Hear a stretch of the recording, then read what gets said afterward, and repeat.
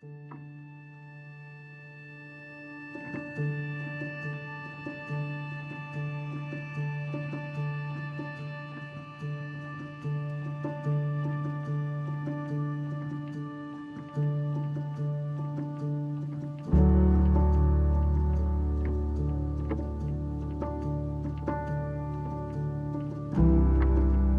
ask, what does open land mean to Colorado? It means everything. And Colorado is defined by our landscapes and these incredible Rocky Mountain images that people see on postcards, on TV and movies as they drive through our state. And making sure that we preserve those iconic images is a key part of what we're going to leave to the next generation and to their next generation, and hopefully for centuries to come. Over the last year, about 70,000 people moved to the state. So it's a lot of people in a more condensed area. What kind of state is Colorado? Where people feel like they've got opportunities. They've got skiing, biking, hiking, camping, fishing, hunting. And those are the things that we need to protect and support for us to be able to continue to attract and retain good workers for the state. Open land is one of the reasons Colorado ranks as the most beautiful state in the Rocky Mountain states. When you travel in other parts of our country, you see development along the side of mountains, you see development alongside lakes, and I think one of the most beautiful qualities of Colorado is that you have that experience of seeing pristine environments. You see mountain lakes where you see nothing but cliffs and trees. You're not seeing the intrusion of modern life in these beautiful natural spaces when you come to Colorado.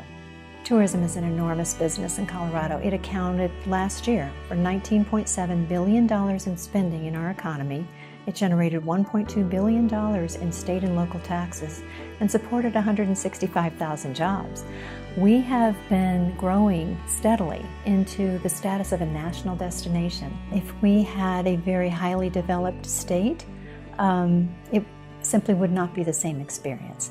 And I would venture to say those feelings of aliveness that people report feeling in our state go directly to the fact that there are open spaces that are not found just anywhere these days. Colorado's near and dear to my heart in that I grew up here, toured a lot of the state, and I've had an opportunity to hunt different species in different parts of the state, whether it's the San Juan, Sangre de Cristos, or the Eastern Plains. We've got a vast array of landscapes that are out there and wildlife inhabiting all of it. We have elk, we have deer, both whitetail and mule deer, we have bighorn sheep, we have Rocky Mountain goat, we have moose, which is thriving, not to mention bears, mountain lions. I mean, we have the Colorado Big Ten, and there's not very many states that can boast 10 big game species that are highly sought after from a hunter's perspective. But the problem is that some of these big migratory herds have been doing the same migratory patterns for centuries.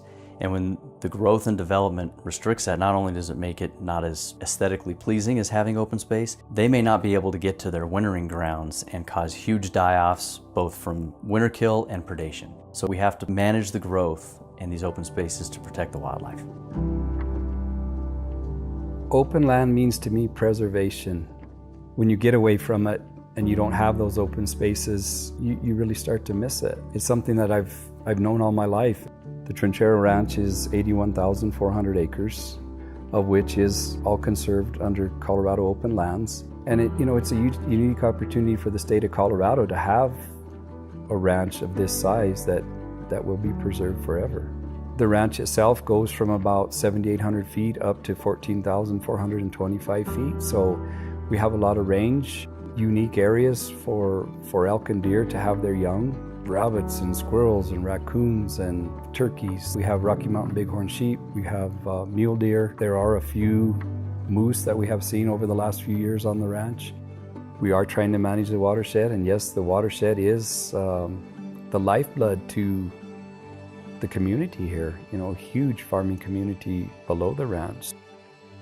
I was raised on a ranch about 9-10 miles south of here, and I always wanted to live here. I always thought that this would be paradise, just beautiful. When you grow your own food and you're eating that nice bowl of beans, eating something that came from you, the effort that you gave to the earth, it brought you back something, you see. And it's awesome to be able to live a life like mine. I enjoy it.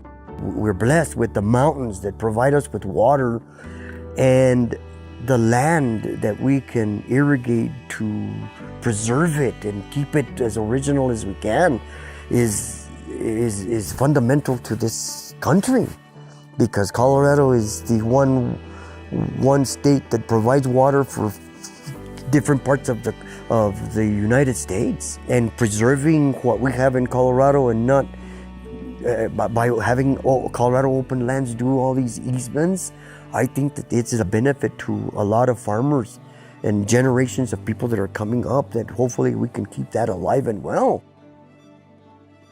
The Rocky Mountain Biological Laboratory is a field station. It's a platform for scientists from all over the world. We can inform national and international decisions based upon the science that's done in these open spaces in Colorado. I often say that there is no field biology if there aren't any fields. And so field biology and land conservation are intertwined in many ways. Colorado Open Lands is very good at working with the landowners and figuring out how to marry the needs of the landowner with the conservation values. And both of those sides have to be well represented.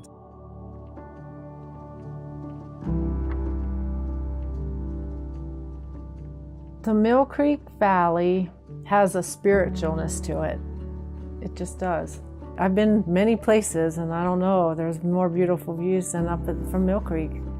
There's more and more houses, there's more and more development. We're continuing to sardine more and more people into the city, and Denver's going crazy, putting more people and more houses. And so these spaces, I mean, as human beings, we are amazingly adaptable, but we still need just a place to get away and get a fresh breath of air. The song, "They Paved Paradise and Put Up a Parking Lot," you don't realize it was paradise till the parking lot went in. We can say with pride that our land is like it's going to be, and we can guarantee it. You know, I mean, it doesn't matter what anybody else thinks or decides or anything else. We've set the stage for it to stay exactly like it is.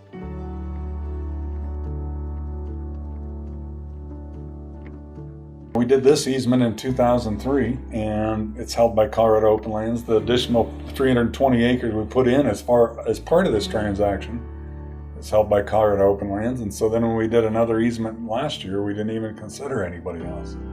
We just, it's going to be Colorado Open Lands. Colorado Open Lands doesn't come in with some sort of a set agenda that they're trying to accomplish. They're trying to help you preserve the land in the way that you want to do it.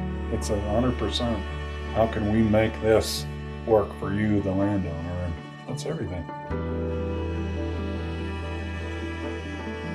There'll come a time, whether it's 100 years from now, that people will look back and say, I am so glad we had this era when the state stood behind conservation easements, because look at what it's done.